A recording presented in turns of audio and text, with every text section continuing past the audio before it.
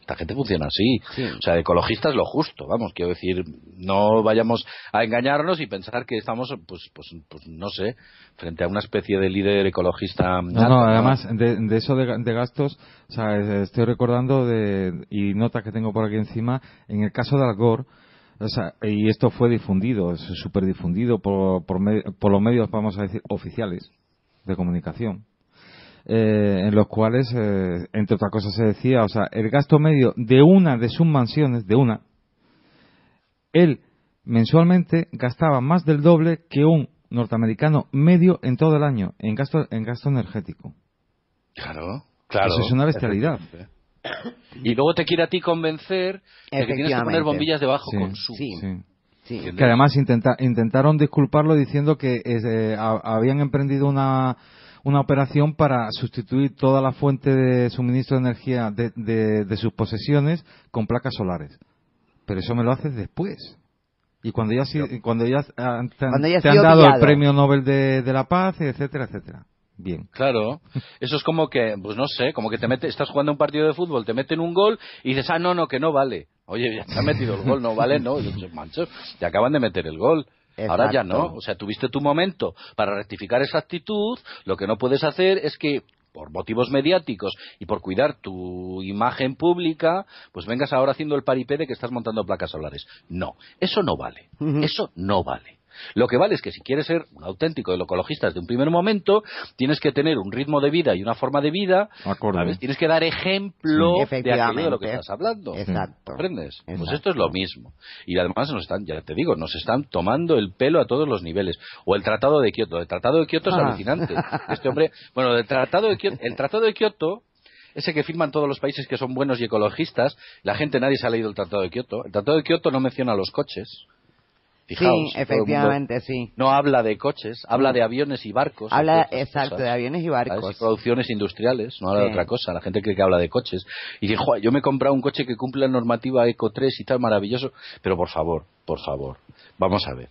El Tratado de Kioto no habla de vehículos, entre otras cosas. Compromisos como el RSE, ecologistas intentando limitar la producción de CO2 a ese nivel, es que no obedece a una realidad.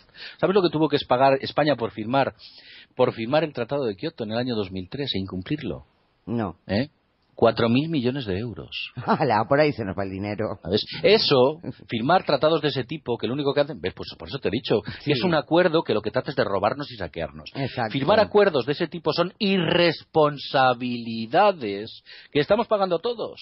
¿Entiendes? Sí. Cuando detrás lo que nos estamos encontrando es una pandilla de sinvergüenzas que quieren literalmente robarnos. ¿Cómo lo están haciendo? Efectivamente. Es un paso más en el robo al que nos están sometiendo. José Luis, vamos a ver. A mí hay una cosa que me llama mucho la atención, porque hay cosas que parecen como muy, muy contradictorias. Es decir, se habla de inundaciones por un lado, por otro lado se habla de olas de calor, por otro lado, realmente, ¿cómo se come todo este potaje? Bueno, vamos a intentar explicarlo. Sí. Vamos a explicarlo porque, efectivamente, la gran pregunta es hacia dónde vamos. Sí. Mira, al parecer nos estamos dirigiendo claramente hacia lo que se denomina una mini glaciación. Una mini glaciación. Ha habido ya varias en la historia. En los últimos 8.000 años ha habido unas 18 mini glaciaciones. Esas pueden durar periodos que duran entre unos 30, 50, 100 años. Bueno, no pensemos que una mini glaciación es una cosa de 5 años, no, duran unos ciclos importantes.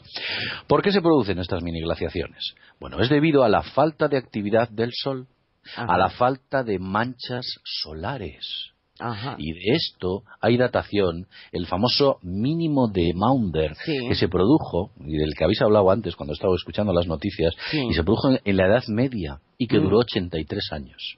Concretamente fue entre 1645 y 1715 se produjo ese mínimo, y entonces ya había gente que se dedicaba a observar el Sol con aquellas rudimentarias técnicas, y ellos ya escribían que el Sol no tenía actividad, que no tenía manchas.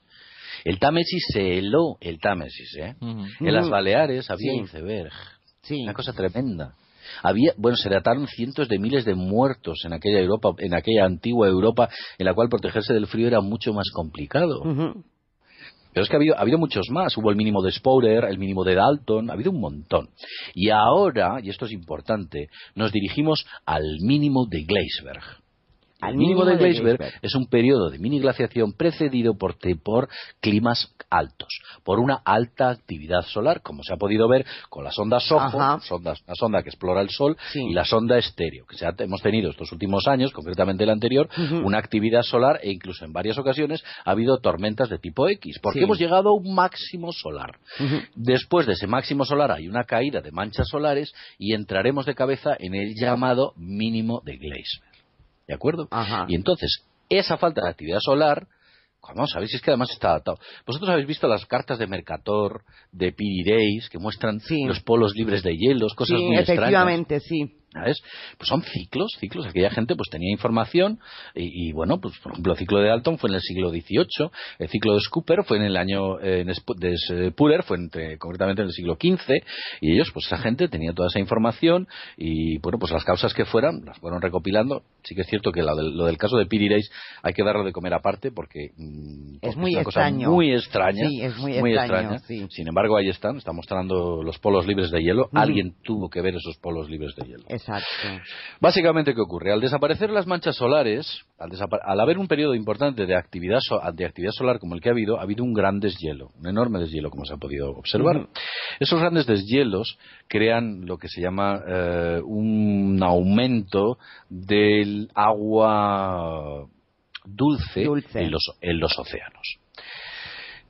Uno de los factores más importantes que regula el clima humano son las corrientes de los golfos. Concretamente, en Occidente, y prácticamente afecta a todo el mundo, es del llamado el Golfo de México. Es una enorme corriente marina de la que ya incluso hablaba Colón. En sus días ya hablaba de las dificultades que tenía al acceder a aquella zona debido a la corriente del Golfo. Mueve 80 millones de metros cúbicos por segundo, es inmensa, es muy sensible a la salinidad, y entonces cuando se baja la salinidad debido al aumento de agua dulce en los océanos, se reduce la velocidad de la corriente del Golfo. Pero fíjate, porque la cosa no acaba aquí. Mira, en estos momentos, pues yo he estado intentando encontrar datos sobre la velocidad y los movimientos actuales de la corriente del Golfo, y es muy difícil encontrarlos. Curioso. Incluso en páginas que se dedican, por institutos que se dedican exclusivamente a investigar, curiosamente, la corriente del Golfo. Y no están dando datos. No están dando datos. Claro, es como que saben algo. Ya. Y no te lo quieren dar. Frente a darte un dato revolucionario, lo mejor es mantener un silencio mediático. Que siempre es más cómodo.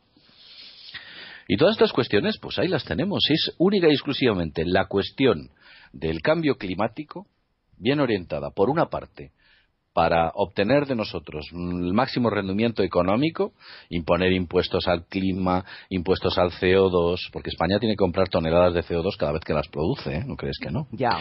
El famoso Tratado de Kioto. Sí, el Tratado de Kioto. Por otra parte, intentar separar ese cambio climático de lo que son los ciclos solares. Lo intentan cambiar.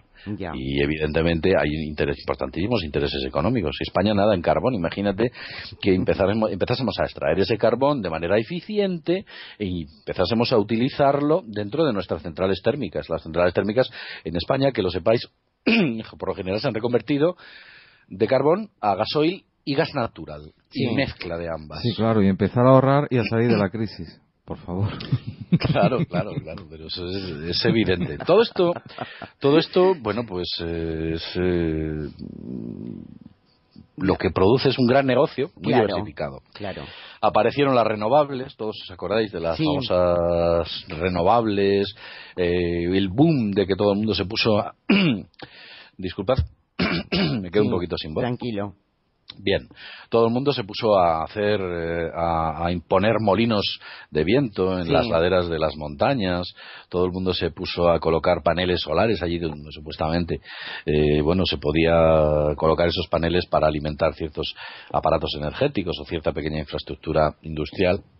Todo era una entelequia, porque lo único que se estaba buscando era un rendimiento económico a través de unas subvenciones muy jugosas, que cuando estas subvenciones han desaparecido debido al periodo de crisis, toda esta infraestructura de renovables se ha venido abajo. Se ha venido abajo, efectivamente.